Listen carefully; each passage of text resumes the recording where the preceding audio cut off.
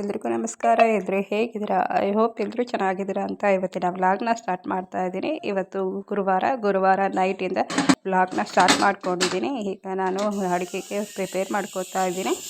ಈಗ ನಾನಿಲ್ಲಿ ಒಂದು ಬಾಣಲೆನ ತೊಗೊಂಡು ಒಂದು ಸ್ವಲ್ಪ ಎಣ್ಣೆ ಹಾಕಿ ಸಾಸಿವೆ ಜೀರಿಗೆ ಹಾಗೆ ಕರಿಬೇವು ಸೊಪ್ಪು ಮತ್ತು ಈರುಳ್ಳಿನ ಹಚ್ಚಿಟ್ಕೊಂಡಿದ್ದೆ, ಅದನ್ನು ಸೇರಿಸ್ಕೊತಾ ಇದ್ದೀನಿ. ನಾನಿಲ್ಲಿ ಸಬ್ಬಸಿಗೆ ಸೊಪ್ಪಿನ ಪಲ್ಯನ ಮಾಡ್ಕೋತಾ ಇದ್ದೀನಿ. ಮೊದಲಿಗೆ ಹೆಸರು ಕಾಳನ್ನ ನಾನು ಬೇಯೋದಕ್ಕೆ ಇಟ್ಟಿದ್ದೀನಿ ಕುಕ್ಕರಲ್ಲಿ. ಅದನ್ನು ಒಂದೆರಡು ವಿಸಿಲ್ ಕರೆಸ್ಕೊತೀನಿ. ಹಾಗೆ ಚಿಕ್ಕದಾಗಿ ಹೆಚ್ಚಿಟ್ಕೊಂಡಿರುತ್ತೆ ಸಬ್ಬಸಿಗೆ ಸೊಪ್ಪನ್ನ ನಾನಿಲ್ಲಿ ಚೆನ್ನಾಗಿ ಒಂದೆರಡು ಮೂರು ಸತಿ ತೊಳೆದು ಚಿಕ್ಕದಾಗಿ ಹೆಚ್ಚಿಕೊಂಡು ಸೇರಿಸ್ಕೊತಾ ಇದ್ದೀನಿ. ಇದಕ್ಕೆ ನೀರು ಹಾಕುವಂಥ ಅವಶ್ಯಕತೆ ಇಲ್ಲ, ಯಾಕಂದರೆ ಇದು ಎಣ್ಣೆಲ್ಲೇನೋ ಫ್ರೈ ಆಗಬೇಕು. ಹಾಗೆ ಸೊಪ್ಪು ಸಹ ನೀರು ಬಿಟ್ಕೊಳ್ಳೋದ್ರಿಂದ ಎಣ್ಣೆ ಒಂದು ಸ್ವಲ್ಪನೂ ಹಾಕಬಾರ್ದು ಇದಕ್ಕೆ, ಅದೇ ನೀರು ಬಿಟ್ಕೊಳ್ಳುತ್ತೆ. ಈಗ ನೋಡಿ ಅರ್ಧಂಬರ್ಧ ಸೊಪ್ಪು ಬೆಂದಿದೆ. ಈಗ ರುಚಿಗೆ ಬೇಕಾದಷ್ಟು ಉಪ್ಪನ್ನ ಹಾಗೆ ಖಾರದ ಪುಡಿನ ಸೇರಿಸ್ಕೊತಾ ಇದ್ದೀನಿ. ಇದಕ್ಕೆ ಖಾರದ ಪುಡಿ ಹಾಕಿದ್ರೇ ಚೆನ್ನಾಗಿರುತ್ತೆ, ಹಸಿಮೆಣ್ಸಿನ್ಕಾಯಿ ಹಾಕಿದ್ರೆ ಚೆನ್ನಾಗಿರಲ್ಲ. ಹಾಗಾಗಿ ಸ್ವಲ್ಪ ಪ್ಲೇಟ್ ಮುಚ್ಚಿ ಇದನ್ನು ಮತ್ತೊಂದಿಷ್ಟು ಸ್ವಲ್ಪ ಬೇಯೋದಕ್ಕೆ ಬಿಡ್ತಾ ಇದ್ದೀನಿ. ನೋಡಿ ಹೇಗೆ ನೀರು ಬಿಟ್ಕೊಂಡಿದೆ. ಹಾಗೆ ಬೆಂದಿರೋವಂಥ ಹೆಸರು ಕಾಳನ್ನ ಇಲ್ಲಿ ಹಾಕ್ಕೊಂಡಿದ್ದೀನಿ. ಈ ಹೆಸರು ಕಾಳನ್ನ ನಾನು ತುಂಬ ಬೇಯಿಸ್ಕೊಂಡ್ಬಿಟ್ಟೆ ಅನಿಸುತ್ತೆ, ಹಾಗಾಗಿ ಅದೊಂಥರ ಸ್ಮ್ಯಾಶ್ ಆಗೋಗ್ಬಿಡ್ತು. ನಾನು ಉದ್ರಾಗಿ ಮಾಡಬೇಕು ಅಂದ್ಕೊಂಡಿದ್ದೆ, ಆದರೆ ಬಟ್ ಏನು ಮಾಡೋಕ್ಕಾಗಲ್ಲ. ಕೆಲವು ಸತಿ ಎಡವಟ್ಟು ಆಗಿಬಿಡುತ್ತೆ ಅಡುಗೆಯಲ್ಲಿ. ನಾವೇನೋ ಒಂದು ಅಂದ್ಕೋತೀವಿ, ಮತ್ತೊಂದೇನೋ ಆಗಿಬಿಡುತ್ತೆ. ಆದರೆ ಇದು ಸಹ ಚೆನ್ನಾಗಿತ್ತು, ಏನಾಗಲಿಲ್ಲ, ಚೆನ್ನಾಗಿತ್ತು, ರುಚಿಯಾಗಿತ್ತು. ನಾನಿಲ್ಲಿ ಚಪಾತಿನ ಮಾಡಿಕೊಂಡು ಸರ್ವ್ ಮಾಡ್ತಾಯಿದ್ದೀನಿ. ಅದು ತುಂಬ ಚೆನ್ನಾಗಿ ಎಲ್ರಿಗೂ ಇಷ್ಟ ಆಯಿತು ಮನೇಲಿ. ನೆಕ್ಸ್ಟ್ ಮಾರ್ನಿಂಗ್ ಇದು ಶುಕ್ರವಾರ ಏಕಾದಶಿ ಇತ್ತು. ಅವತ್ತು ಎಲ್ಲ ಮನೇಲೆಲ್ಲ ಕೆಲಸ ಮುಗಿಸ್ಕೊಂಡು ಪೂಜೆ ಮುಗಿಸ್ಕೊಂಡು ನಾನು ಏಕಾದಶಿ ಮಾಡೋದ್ರಿಂದ ರಾಯರ ಮಠಕ್ಕೂ ಸಹ ಹೋದೆ. ಇವತ್ತು ವಿಜಯ ಏಕಾದಶಿ ಇತ್ತು. ಹಾಗಾಗಿ ನಾನು ಪ್ರತಿ ತಿಂಗಳಲ್ಲಿ 2 ಸತಿ ಏಕಾದಶಿ ಅನ್ನೋದು ಬರುತ್ತೆ. ಕೆಲವು ಸತಿ ಸ್ಕಿಪ್ ಆಗುತ್ತೆ, ಕೆಲವು ಸತಿ ಮಾಡ್ತೀವಿ. ಇದು 3 ದಿನದ ವ್ರತ ಆಗಿರುತ್ತೆ. ಮೊದಲಿಗೆ ನವಮಿ ಮತ್ತು ದಶಮಿ ಏಕಾದಶಿ ಅಂತ ಇರುತ್ತೆ 3 ದಿನ. ಹಿಂದಿನ ದಿನವೇ ಫಸ್ಟು ನಾವು ಸಂಜೆಗೆ ದೇವ್ರ ಹತ್ರ, ನಮ್ಮ ಮನೆ ದೇವ್ರ ಹತ್ರ ಏಕಾದಶಿ ಮಾಡ್ತೀವಿ ಅಂತ ಸಂಕಲ್ಪ ಮಾಡಿಕೊಂಡು ಇದನ್ನು ಮಾಡಬೇಕಾಗುತ್ತೆ. ನನಗೆ ಯಾವುದೇ ರೀತಿ ವಿಘ್ನಗಳು ಬರದೆ ನಾನು ವ್ರತನ ಮುಗಿಸ್ಬೇಕು ಅಂತ ಕೇಳ್ಕೊತಾ ಸಂಕಲ್ಪ ಮಾಡಿಕೊಂಡು ಈ ವ್ರತನ ಸ್ಟಾರ್ಟ್ ಮಾಡಬೇಕಾಗುತ್ತೆ. ಹಾಗೆ ಗುರುವಾರದೊತ್ತು ಉಪವಾಸ ಮಾಡೋದಕ್ಕಿಂತ ರಾಯರು ಸಹ ಈ ಏಕಾದಶಿನ ಮಾಡ್ತಾರೆ, ನಿಜವಾಗಿ ಮಾಡ್ತಾರೆ. ಅವರು ನೀರು ಸಹ ಕುಡಿಯಲ್ಲ. ಹಾಗಾಗಿ ಅವತ್ತು ರಾಯರಿಗೆ ಯಾವುದೇ ರೀತಿ ಅಲಂಕಾರ ಆಗಲಿ, ತುಳಸಿ ಆಗಲಿ, ಯಾವುದೇ ನೈವೇದ್ಯ ಆಗಲಿ ಇಡಬಾರ್ದು ಅಂತ ಹೇಳ್ತಾರೆ. ಹಾಗಾಗಿ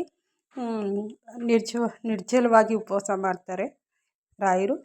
ನಾವು ಗುರುವಾರ ಮಾಡೋದಕ್ಕಿಂತ ಉಪವಾಸನ ಏಕಾದಶಿ ದಿವಸ ಮಾಡಿದಾಗ, ಏಕಾದಶಿ ವ್ರತನ ಮಾಡಿದಾಗ ನಾವು ಬೇಗ ರಾಯರನ್ನು ಒಲಿಸ್ಕೋಬೋದು. ಹಾಗೆ ನಮ್ಮ ಇಷ್ಟಾರ್ಥಗಳನ್ನು ಬೇಗ ಈಡೇರಿಸ್ಕೋಬೋದು ಅಂತ ನಾನಿಲ್ಲಿ ಹೇಳ್ತೀನಿ. ನಾನು ಈ ಥರ ರಂಗೋಲಿ ಹಾಕ್ಕೊಂಡಿದ್ದೆ ಅವತ್ತು. ಹಾಗೆ ಬೃಂದಾವನಕ್ಕೂ ಹಾಗೆ, ಬೃಂದಾವನ ಅಂದರೆ ಅವತ್ತು ತುಳಸಿ ಗಿಡಕ್ಕೂ ಸಹ ನೀರು ಹಾಕ್ಕೋಬಾರ್ದು, ಯಾಕಂದರೆ ರಾಯರು ಅದರಲ್ಲಿ ಬೃಂದಾವನದಲ್ಲಿರ್ತಾರೆ ಅಂತ ಹೇಳ್ತಾರಲ್ವ. ಹಾಗಾಗಿ ಈಗ ಇಲ್ಲಿ ನಾನು ಮಧ್ಯಾಹ್ನಕ್ಕೆ ಮನೆಯವ್ರಿಗೆ ಮೊಸರು ಸಾಂಬಾರನ್ನ ಮಾಡ್ಕೊತಾ ಇದ್ದೀನಿ. ಒಂದು ಬಾಣಲೆನ ಇಟ್ಕೊಂಡು ಸ್ವಲ್ಪ ಎಣ್ಣೆ, ಸಾಸಿವೆ, ಜೀರಿಗೆ, ಈರುಳ್ಳಿ ಹಾಗೆ ಇದಕ್ಕೆ ಉದ್ದುದ್ದಾಗಿ ಹಚ್ಕೋಬೇಕು. ಇದಕ್ಕೆ ಈರುಳ್ಳಿ ತುಂಬ ಫ್ರೈ ಆಗಬಾರ್ದು, ಸ್ವಲ್ಪ ಅರ್ಧಂಬರ್ಧ ಆದರೆ ಮಾತ್ರ ಚೆನ್ನಾಗಿರುತ್ತೆ ಮೊಸರು ಸಾಂಬಾರು. ಸ್ವಲ್ಪ ಕೊತ್ತಂಬರಿ ಸೊಪ್ಪನ್ನ ಸೇರಿಸ್ಕೊಂಡು ಉಪ್ಪನ್ನ ಸಹ ಸೇರಿಸ್ಕೊಂಡಿದ್ದೀನಿ. ಹಾಗೆ ಇದಕ್ಕೆ ಖಾರದ ಪುಡಿ ಸೇರಿಸ್ಕೋಬೇಕು, ಸ್ಕಿಪ್ ಆಗಿದೆ ಅದು. ಇಲ್ಲಿ ಸೇರಿಸ್ಕೊಂಡು ಈ ಮೊಸರು ಸಾರನ್ನ ಮಾಡಿಕೊಂಡಿದ್ದೆ. ಇದು ಅಂತೂ ತುಂಬ ಚೆನ್ನಾಗಿದೆ. ಇನ್ನೇನು ಬೇಸಿಗೆ ಬರ್ತಿದೆ, ಇದನ್ನು ಮಾಡಿಕೊಂಡು ತಿನ್ನೋದ್ರಿಂದ ದೇಹಕ್ಕೂ ತಪ್ಪು, ಹಾಗೆ ಟೇಸ್ಟು ಕೂಡ ಇರುತ್ತೆ. ಇದನ್ನು ನಾನು ನೋಡ್ತಾ ಇದ್ದೀನಿ, ನನಗೆ ಬಾಯಲ್ಲಿ ನೀರು ಇತ್ತು. ನನಗೆ ಈ ಥರ ಮಾಡೋದಕ್ಕೆ ಇಷ್ಟ. ತುಂಬ ಈರುಳ್ಳಿನ ಹಾಕಿ ಈ ಸಾಂಬಾರನ್ನ ಮಾಡೋದಕ್ಕೆ ಇಷ್ಟ. ಹಾಗಾಗಿ ನಾನು ಈ ಥರ ಮಾಡಿ ಕೊಟ್ಟಿದ್ದೀನಿ.